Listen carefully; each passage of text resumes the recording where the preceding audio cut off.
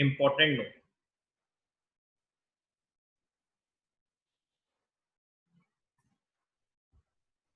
आपको ये सारे प्रोविजंस लर्न होंगे, आपके लिए डिसोल्यूशन 5 मिनट का काम होगा। अगर बेटे ये प्रोविजंस आपको लर्न नहीं है तो आपके लिए बहुत मुश्किल पड़ेगी।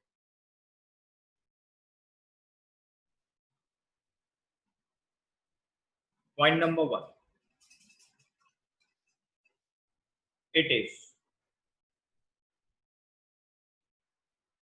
to be noted that, आप इस बात को जरूर नोट करेंगे, when an asset is transferred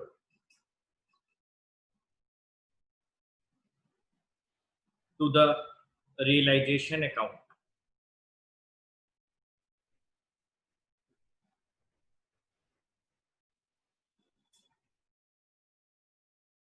its corresponding provisions or reserves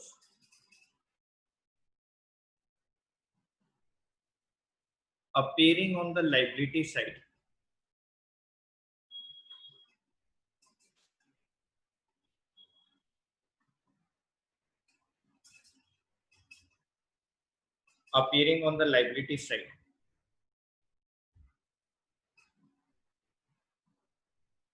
of the balance sheet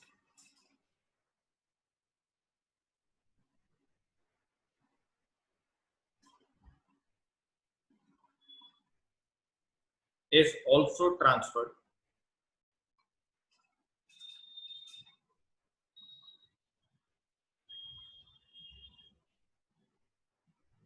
to the realization account।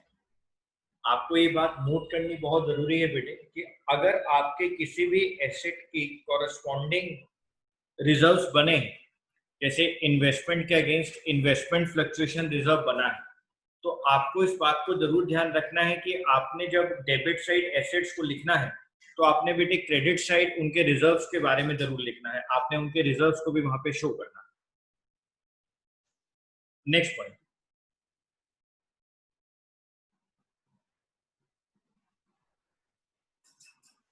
investments appear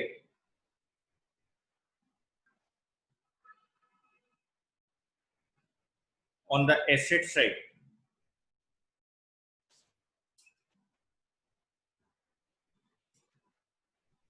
of the balance sheet, while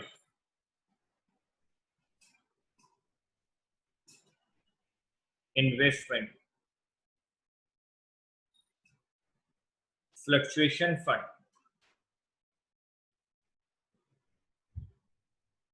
appears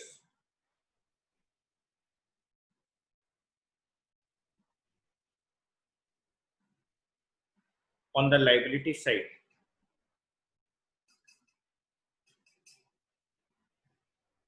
of the balance sheet, then show investment on debit side and investment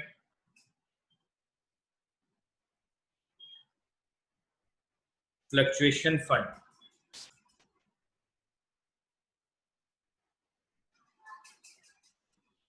on the credit side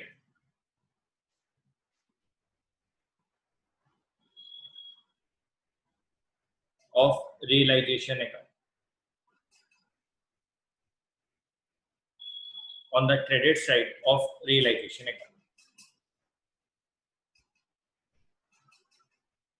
अब यहां मैं एक important बात आपको लिखवा रहा हूं। अब बच्चों ने मुझसे क्वेश्चन पूछा, बच्चों ने कहा कि सर मान लो अगर इन्वेस्टमेंट बैलेंस शीट में है ही नहीं और लाइबिलिटी साइड में इन्वेस्टमेंट फ्लक्चुएशन फंड गिवन है, तब क्या करेंगे? तो बेटे मैं आपको लिखवा रहा हूं, अगर इन्वेस्टमेंट एसेट साइड गिवन नहीं है और आपकी लाइबिलिटी साइड में इन्वेस्टमेंट फ्लक्चुएशन फंड गिवन है, तो आप बेटे उसको रियलाइजेशन अकाउंट के अंदर शो नहीं करेंगे।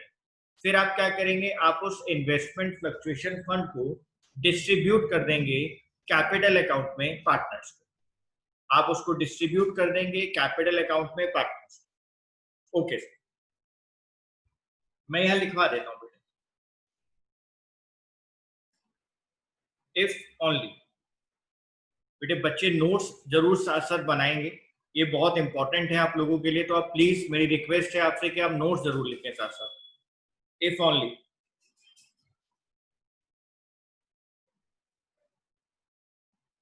investment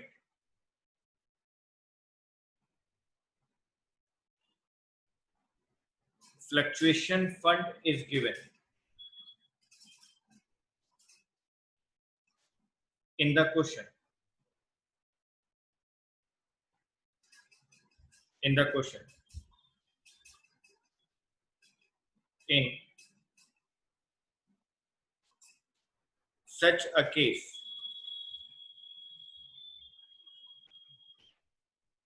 partners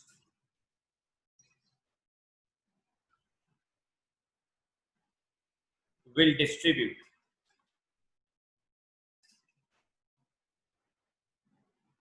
investment fluctuation fund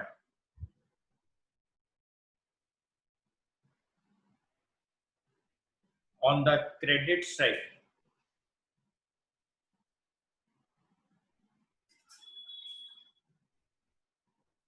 of partners capital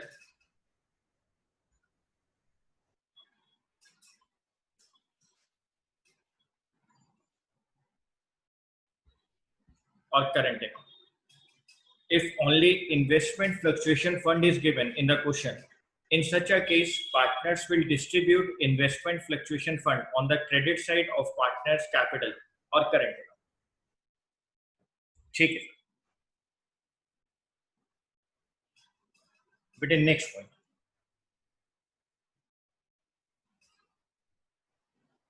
if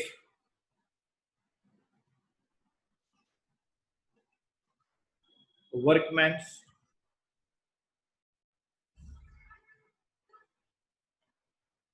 compensation reserve exists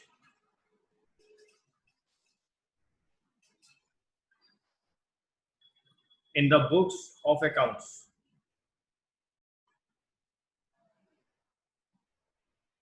and against it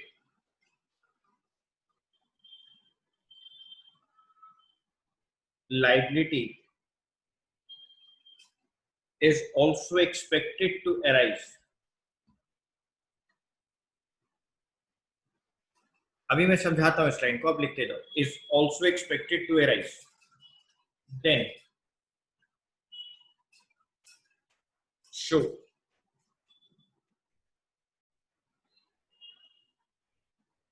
workman compensation reserve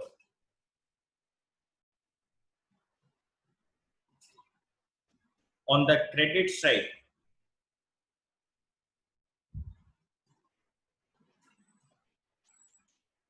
of realization account.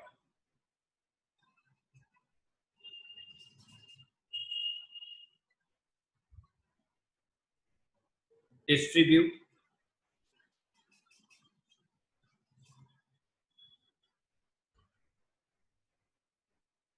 the balance amount. अभी समझाता हूं बेटे आपको, 2 minute.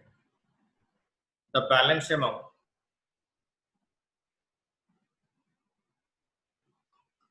difference between workman compensation reserve and workman compensation claim जो इसका difference होगा बेटे उसको डिस्ट्रीब्यूट कर देंगे among the partners.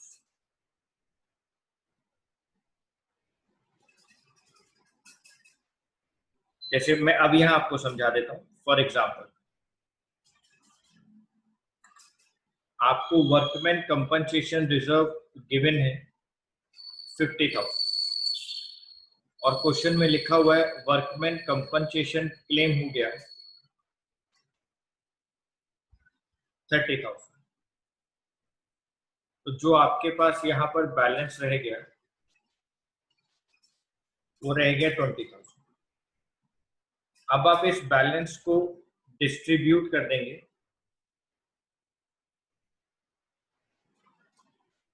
among partners. If workman compensation reserve exists in the books of, if workman compensation reserve exists in the books of accounts and against it liability is also expected to arise, और बेटे उसके against अगर कोई liability आपके पास arise हो रही है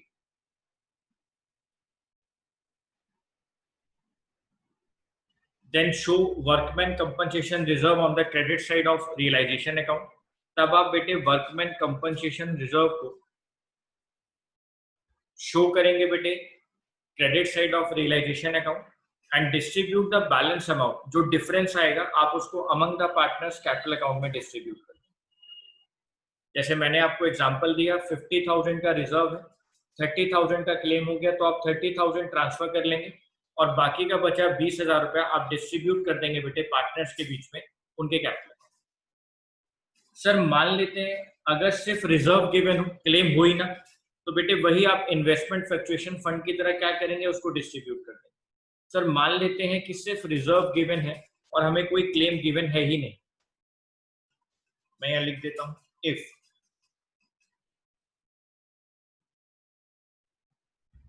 only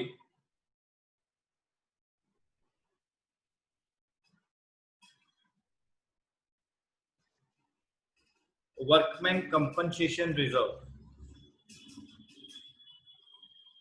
is given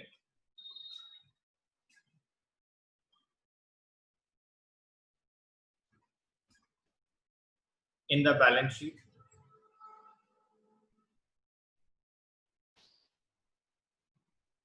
then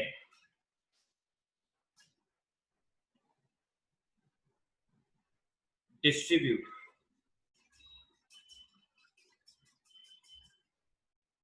the full amount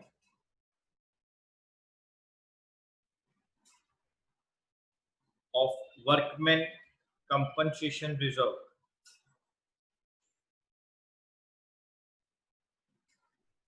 among the partners।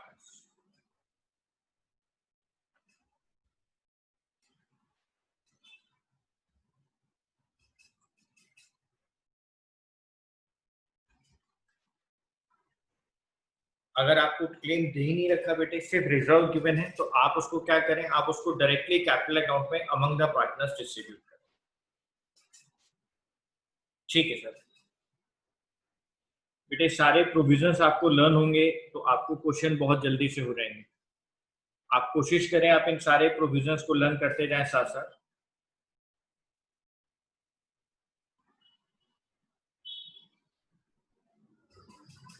Next point number 5 sir last वाला दिखाना सही रहेगा। For cash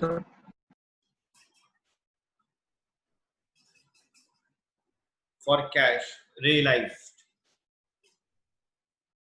on sale of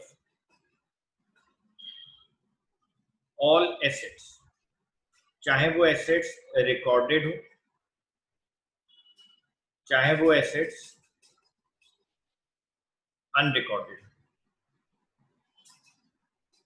लेकिन अगर आप बेटे अपनी एसेट को सेल कर रहे हैं कैश में तो आपके पास एंट्री आएगी बेटे, आपके पास एंट्री आएगी cash account debit, cash account debit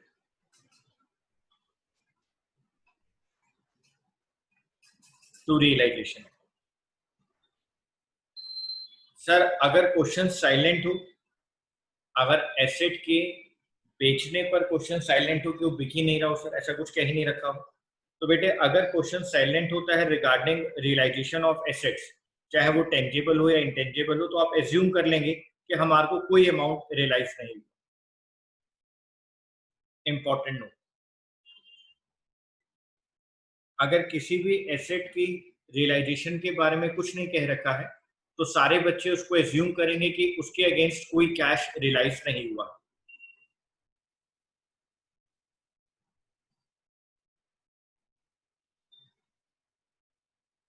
In the absence of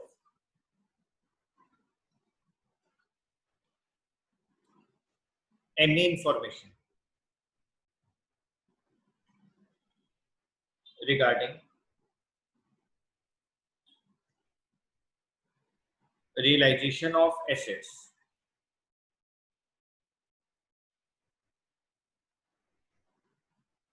tangible or intangible,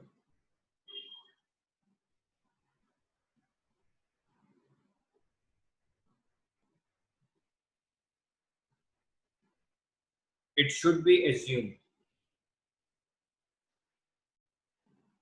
that no amount has been realized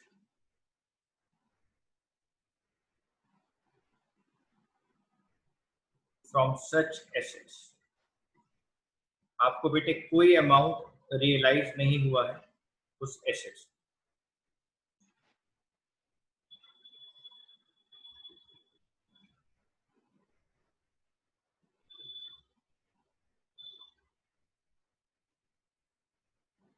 Point number 6,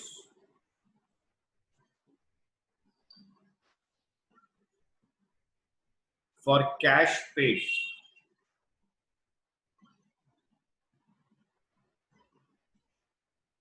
for external liabilities,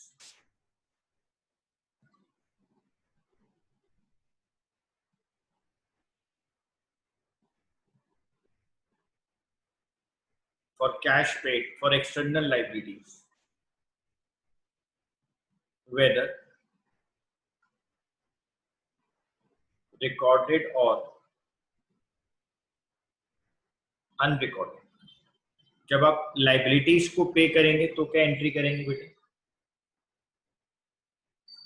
तब हम एंट्री करेंगे बेटे realisation account debit,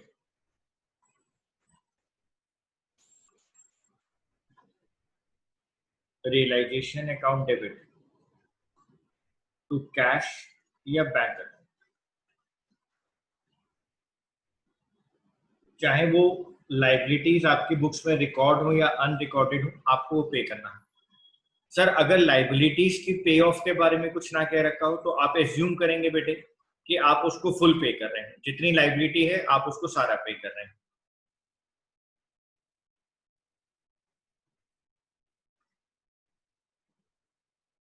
in the absence of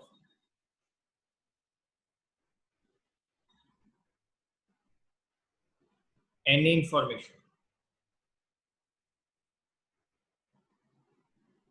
regarding settlement of any outside liabilities,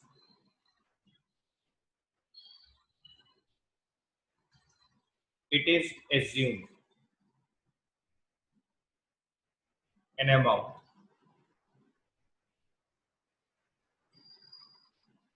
equal to the book value of such liability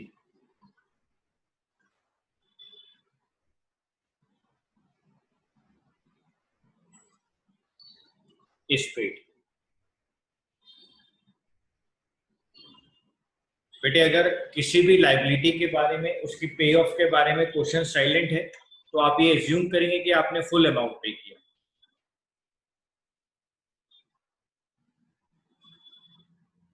point number 7, अगर कोई asset partner take over करता है for an asset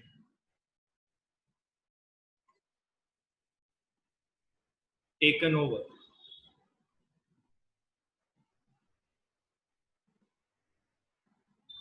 bye any partner,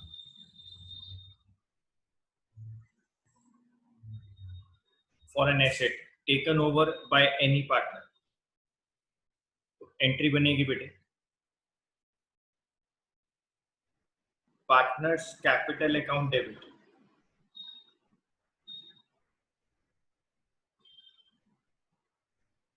partners capital account debit,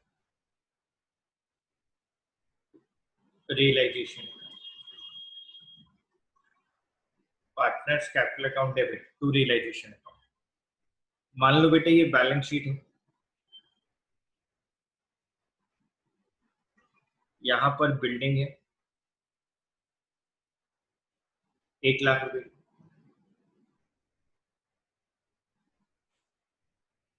ये हमारा realisation account है।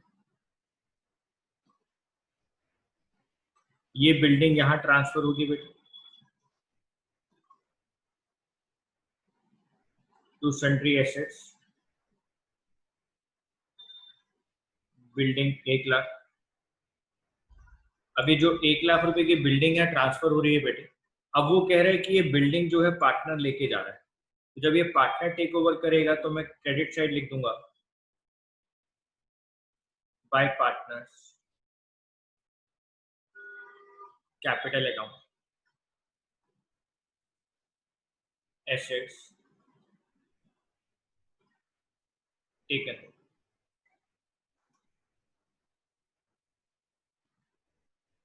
आप बेटे ये 1,00,000 रुपए की वो एसेट ले गया, अब ये यहां से बेटे ट्रांसफर होके कहा जाएगी पार्टनर के कैपिटल, पार्टनर का कैपिटल अकाउंट बनाएंगे, डेबिट साइड मान लो ए और बी, तो ये अमाउंट ए के डेबिट साइड में, बैलेंस शीट से ट्रांसफर हुई एसेट डेबिट साइड, पार्टनर लेके जा रहा है तो क्रेडिट साइड पार्टनर का नाम आया और फिर वो उसके कैपिटल अकाउंट में ट्रांसफर हो जाएगी डेबिट साइड। ठीक है,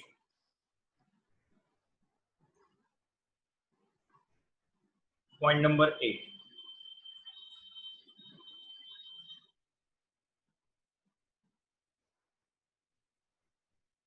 for a liability discharged by any partner। Sir अगर कोई लाइबिलिटी कोई पार्टनर डिस्चार्ज करता है तो, अगर सर कोई लाइबिलिटी कोई पार्टनर डिस्चार्ज करता है तो बेटे हमारे पास एंट्री आ जाएगी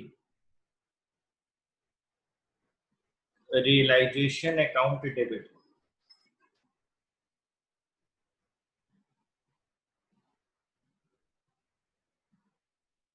टू पार्टनर्स कैपिटल अकाउंट,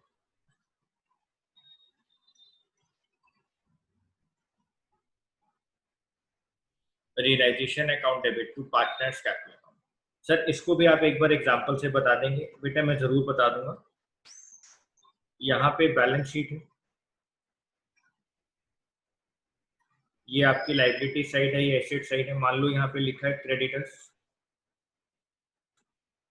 20,000,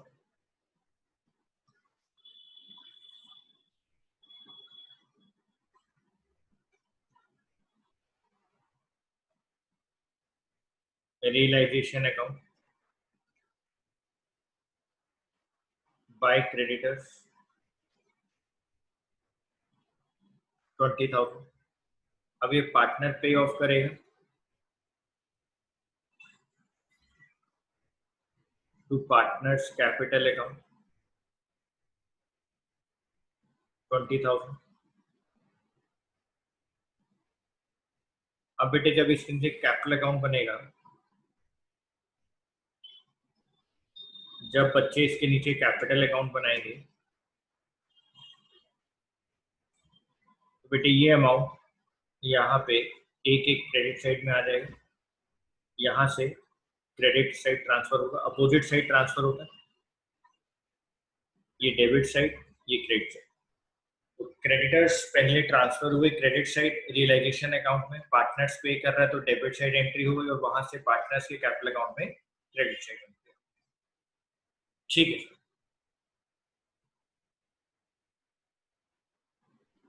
अब बेटे नेक्स्ट पॉइंट बहुत इंपॉर्टेंट है, पॉइंट नंबर 9।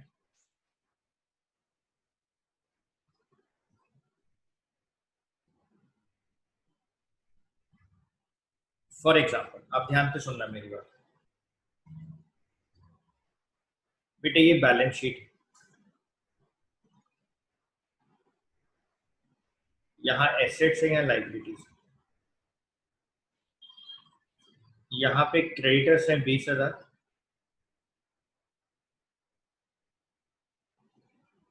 यहाँ पे बिल्डिंग है बेटे 30,000।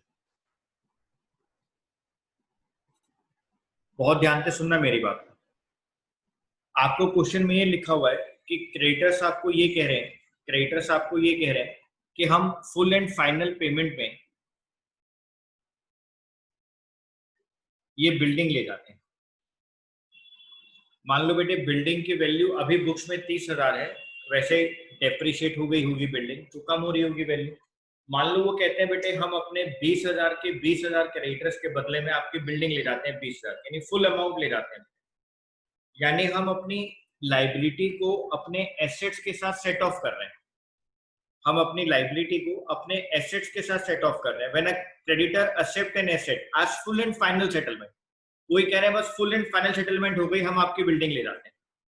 यानी जब भी कभी हमारी लाइबिलिटीज एसेट्स के साथ सेट ऑफ होती है ना बेटे, फुल एंड फाइनल सेटलमेंट जब यहाँ पर होती है, इसके अलावा हमें और कुछ पे नहीं करना, वो हमारी बिल्डिंग ले जा रहे हैं, इसके अलावा हमें कुछ पे ही नहीं करना बेटे। तो आपको हमेशा याद रखना है, मैं यहाँ पर लिख देता हूँ बेटे साफ साफ, बहुत ध्यान से लिखेंगे आप लोग। ये यहाँ लिखता हूँ, when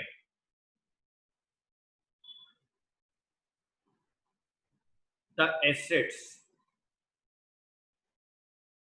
are given away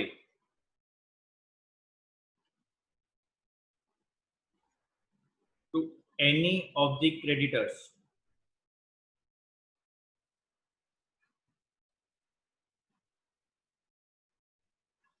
towards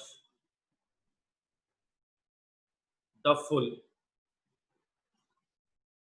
और पार्शियल पेमेंट, अभी पार्शियल की बात करता हूं, partial payment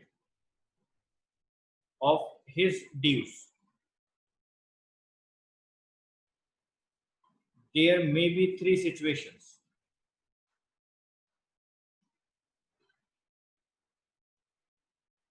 There may be 3 situations.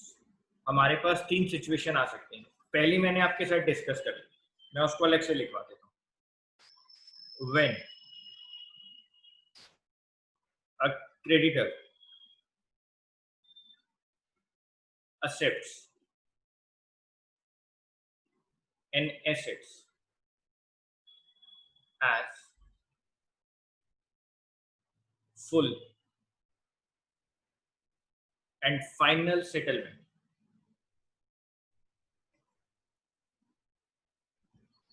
यहाँ पे क्रेडिटर्स कह रहे हैं हमें 20,000 रुपए आपसे लेने थे, हम फाइनली आपकी बिल्डिंग लेके जा रहे हैं, अब उसकी जो भी वैल्यू है हमें कुछ नहीं, मतलब जो मार्केट वैल्यू होगी वो अपने आप देख लेंगे, लेकिन फुल एंड फाइनल सेटलमेंट अभी हो जाएगा। तो बेटे इस केस के अंदर कोई एंट्री पास नहीं होगी, no journal entry is required.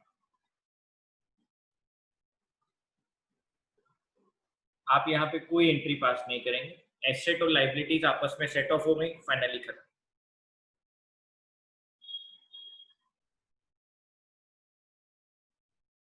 Sir अगर ऐसा होता, केस नंबर 2 की बात है, ये आपकी बैलेंस शीट है,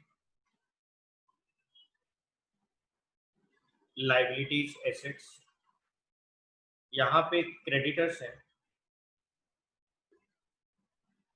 20,000 के, और बेटे यहाँ पे बिल्डिंग है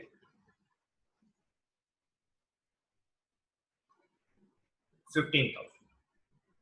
अब क्वेश्चन में सिचुएशन ये कहा गया है कि क्रेडिटर्स बिल्डिंग भी लेके जा रहे हैं और बिल्डिंग के साथ साथ 5,000 रुपए का कैश भी लेके जा रहे हैं। क्रेडिटर्स बिल्डिंग भी लेके जा रहे हैं और बाकी बचे 5,000 रुपए के लिए कैश भी लेके जा रहे हैं, यानी वो एसेट भी टेक ओवर कर रहे हैं पार्टली और पार्टली हमसे कैश भी लेके जा रहे हैं। तो सर लाइबिलिटी और एसेट जो आपस में सेट ऑफ हुई उसकी तो कोई एंट्री नहीं होगी बेटा, उसकी कोई एंट्री नहीं होगी। आई नो उसकी कोई एंट्री नहीं होगी, लेकिन वो जो एक्स्ट्रा 5,000 रुपए लेके जा रहे हैं, वो जो एक्स्ट्रा 5,000 लेकर जा रहे हैं हमसे, उसकी एंट्री। ठीक है sir. When a creditor accepts his payments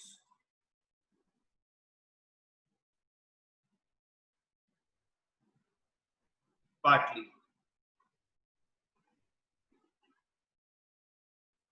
by taking over an asset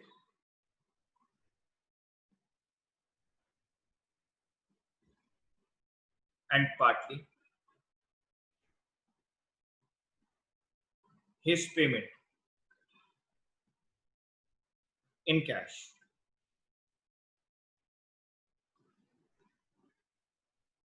the following entry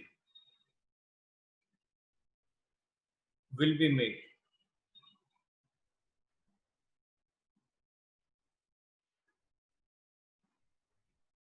for cash payment on। आप सिर्फ कैश पेमेंट की एंट्री करेंगे जो आप एक्स्ट्रा कर रहे हैं। जो लाइबिलिटी और एसेट्स आपस में सेट ऑफ हो रहे हैं आप उसके लिए कोई एंट्री नहीं करें। यानी सर हम यहां लिखेंगे realisation account debit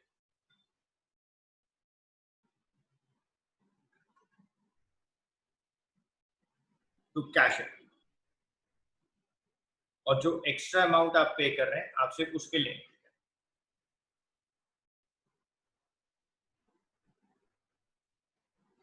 sir third case क्या है बेटे? थर्ड केस बहुत इंपॉर्टेंट है, ये बहुत इंपॉर्टेंट है। बच्चे यहां बहुत कंफ्यूज हो जाते हैं, इसलिए आप इसको बहुत ध्यान से समझें।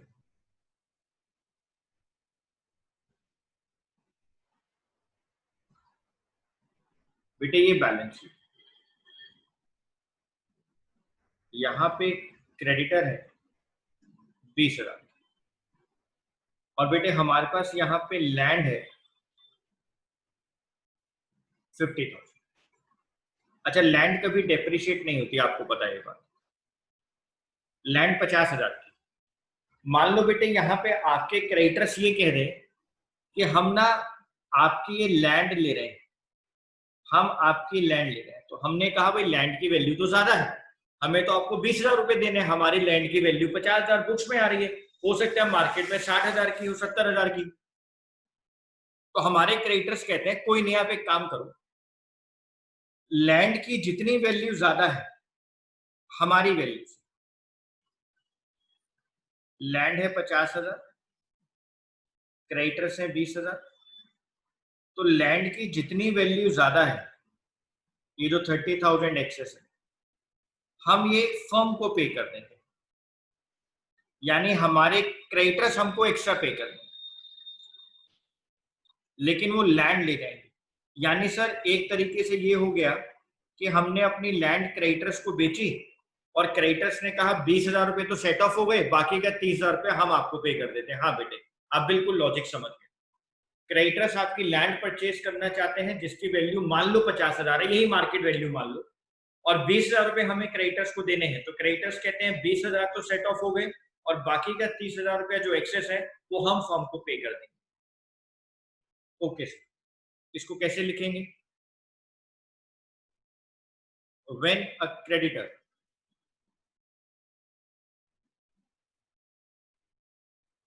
accepts an asset where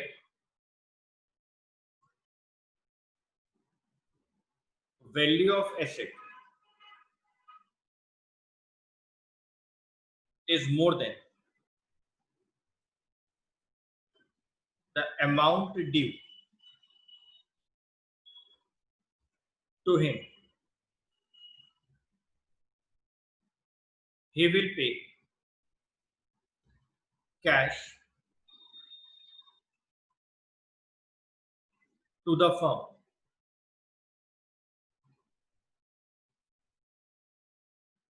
for the difference. Entry हो जाएगी cash bank account debit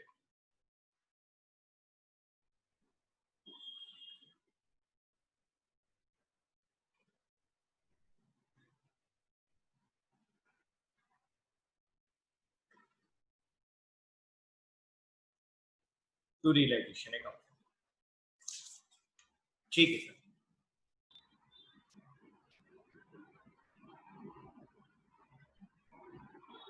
topic का नाम है बेटे रियलाइजेशन एक्सपेंस।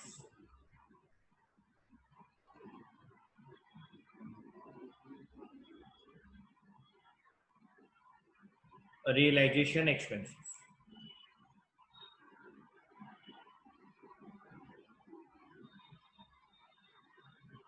टॉपिक का नाम है बेटे रियलाइजेशन एक्सपेंसेस। आप मेरी बात को ध्यान से सुनो बेटे। बेटे ये हमारी पार्टनरशिप फर्म,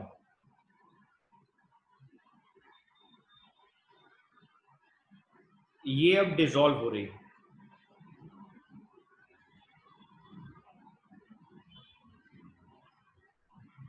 हम लोग इसकी एसेट्स को सेल करेंगे।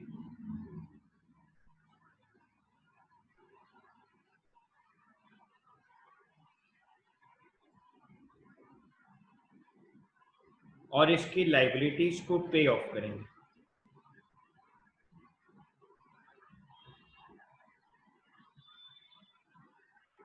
सर ये काम कोई तो कोई करेगा बेटे, या तो सारे पार्टनर्स मिलकर करेंगे, या मान लो हम इसमें से किसी पार्टनर को ये जिम्मेदारी दे देते हैं, या तो बेटे सब लोग मिलकर करेंगे, सारी पार्टनरशिप फर्म में जितने पार्टनर हैं सब मिलकर ये काम करें, या हम किसी एक पार्टनर को ये जिम्मेदारी दे दें कि भाई मान लो 3 पार्टनर हैं ए, बी और सी, हम ये सारी रिस्पॉन्सिबिलिटी ए को दे देते हैं।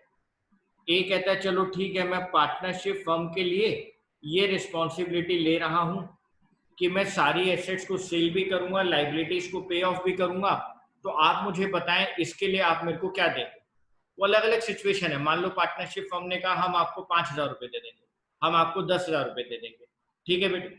तो यहाँ पर जब हम पार्टनरशिप फर्म को डिसॉल्व करते हैं, तो जब रियलाइजेशन अकाउंट बनाया जाता है बेटे, तो ये सारा काम करने के लिए हमारे कुछ खर्चे होते हैं, उसको कहा जाता है रियलाइजेशन एक्सपेंस, उसको कहा जाता है बेटे रियलाइजेशन एक्सपेंस। अब ये रियलाइजेशन एक्सपेंस के हमारे पास 6 एंट्रीज हैं बेटे, हमें उनको अच्छे से पढ़ना है। मैं आपको समझाऊंगा बेटे उन एंट्रीज का क्या मतलब है, आप ध्यान से सुनेंगे मेरी बात। Point number 1, when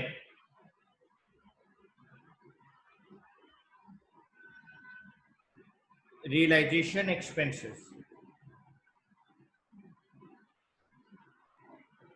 are paid by the firm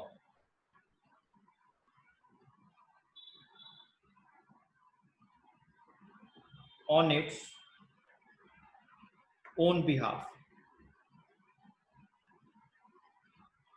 मतलब पार्टनरशिप फर्म ने बेटे ये रिस्पॉन्सिबिलिटी ली कि वो सब लोग मिलकर ये काम कर लेंगे और पार्टनरशिप फर्म ही बेटे इस एक्सपेंस को पे कर देगी। पार्टनरशिप फर्म इस एक्सपेंस को खुद पे कर लेगी बेटे, उसने खुद ये काम किया और एक्सपेंस को पे कर दिया। एंट्री आ रही बेटे realisation account debit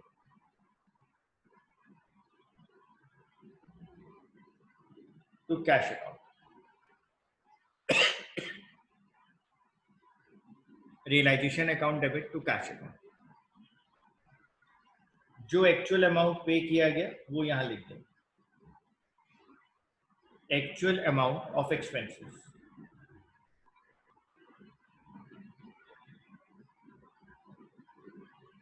next point, point number 2, when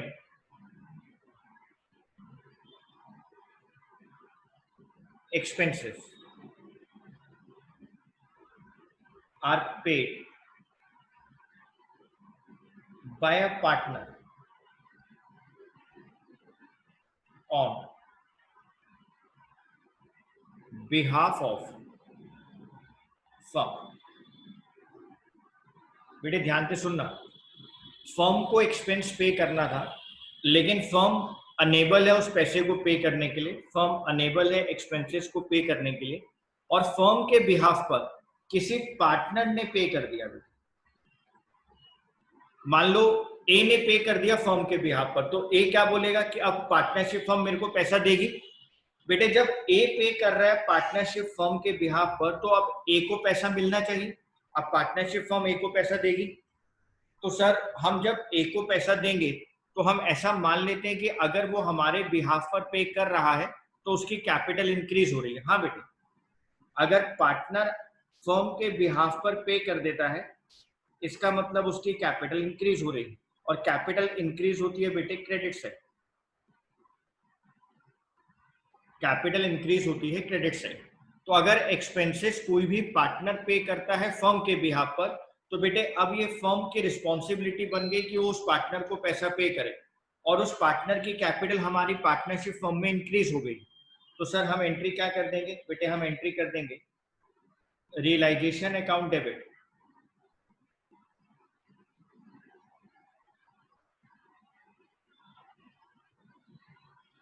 realisation account debit to partners capital account. बेटे रिस्पॉन्सिबिलिटी तो फर्म की थी कि फर्म को पे करना चाहिए, लेकिन फर्म के बिहाफ पर पार्टनर ने पे कर दिया, यानी पार्टनर की कैपिटल इंक्रीज हो गई। Okay sir. पॉइंट नंबर 3, बेटे मैंने आपको एग्जांपल दिया था ए बी सी 3 पार्टनर है। मान लो बेटे सी ने ये रिस्पॉन्सिबिलिटी ले ली कि ये डिसोल्यूशन के सारे काम को करेगा और रियलाइजेशन एक्सपेंस ये खुद पे करेगा।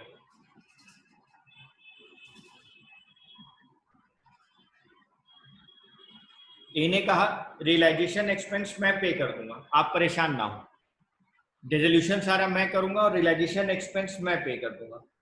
इसने बेटे ये रिस्पॉन्सिबिलिटी ली, हमारे से जो पैसा लेगा वो बात की बात है, लेकिन इसने ये कहा कि अभी मैं रियलाइजेशन एक्सपेंस खुद पे कर लूंगा। मान लो बेटे जब एक्चुअल में एक्सपेंसेस पे करने का टाइम आया, जब एक्सपेंसेस पेड करने थे, तब ए ने कहा मैं तो अनेबल हूं साहब, मैं नहीं पे कर पा रहा। और अब रिवर्स कंडीशन आ गई कि पार्टनरशिप फर्म ए के बिहाफ पर पे करेगी, पार्टनरशिप फर्म पार्टनर के बिहाफ पर पे कर देगी बेटे। तो जब पार्टनरशिप फर्म पार्टनर के बिहाफ पर पे कर देगी तो हम पार्टनर को बोलेंगे कि भाई अब हम ये पैसा आपकी कैपिटल से विड्रॉ कर लेंगे, यानी हम आपकी कैपिटल को कम कर देंगे। अगर पार्टनर के बिहाफ पर पार्टनरशिप फर्म ने पे कर दिया तो हम कहेंगे कि भाई अब हम ये पैसा आपकी कैपिटल से निकाल लेते हैं और हम उसकी कैपिटल को कम कर देंगे। Okay sir. When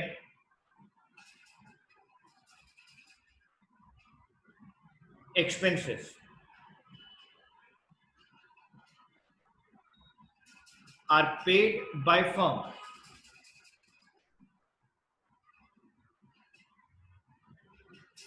on behalf of a partner who has to bear such expenses।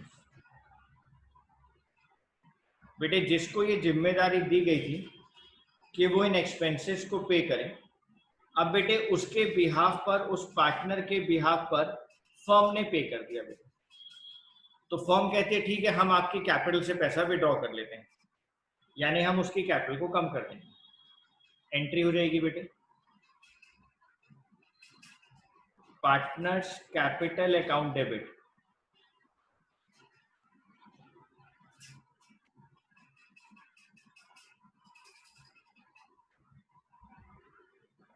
to realization account।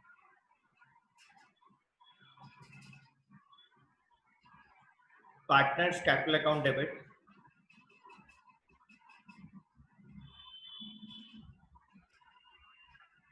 पे कर दिया ना बेटे, एक partners capital account debit to cash account, pay हो गया एक्सपेंस। हम उसकी कैपिटल से पैसा विड्रॉ कर लेंगे, हम उसकी कैपिटल से पैसा विड्रॉ कर लेंगे।